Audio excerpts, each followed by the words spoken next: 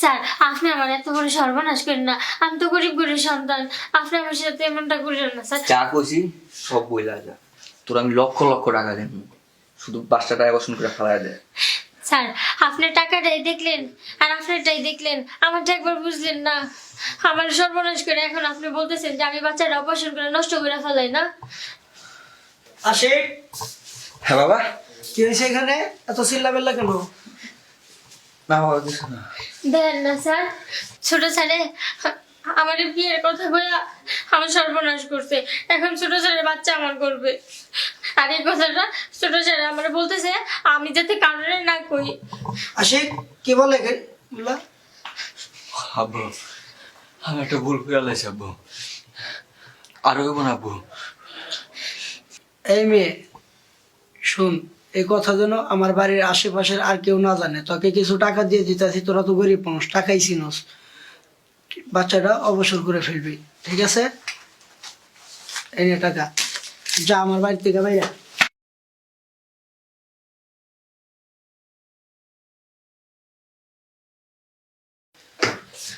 বাবা, এটা তুমি কি করলে?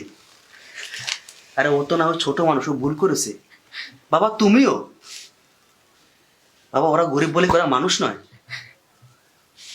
তোমার ছেলে ওকে বিয়ের প্রলোভন দেখিয়ে ওকে দর্শন করেছে।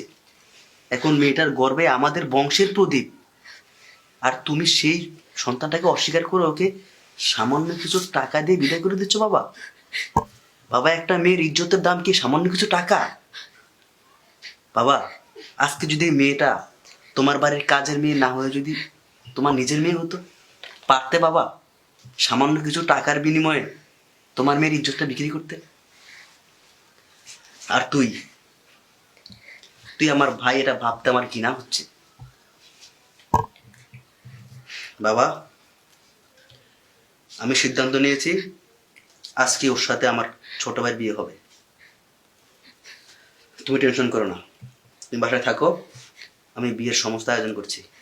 বাবা, সম্মান ধনী আর গরিব ভেদাভেদ দিয়ে হয় না বাবা। নিজের সম্মানটা তুমি নিজে রাখার চেষ্টা করো। এই মেয়েটা এখন তোমার বাড়ির সম্মান, তোমার বংশের প্রদীপ, ওর গর্বে। যাই হোক, তোমাদের এসব কথা বলে লাভ নেই, তুমি কেঁদো না, আমি সবকিছু আয়োজন করছি, চলো।